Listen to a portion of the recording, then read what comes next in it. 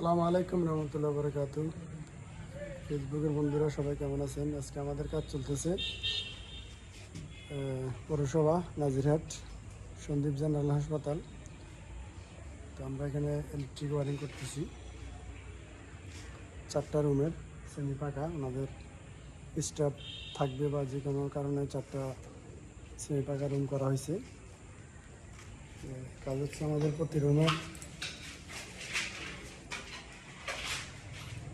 একটা সকেট, একটা fan regulator, 3টা লাইট, একটা লাইট বাইরে, তারপরে এই দেওয়ালে একটা লাইট, তারপরে হচ্ছে ওই দেওয়ালে একটা লাইট, তারপরে এদিকে কিচেন বানাইছে আমরা, কিচেনে একটি লাইট প্লাস এদিকে একটি সকেট হবে।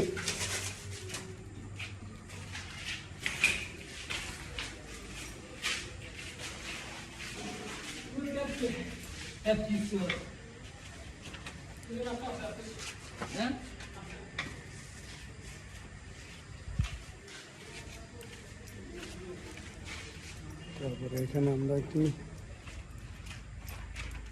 7-9 এস্টিমেশন বক্স বসেছি 4টা রুমের জন্য।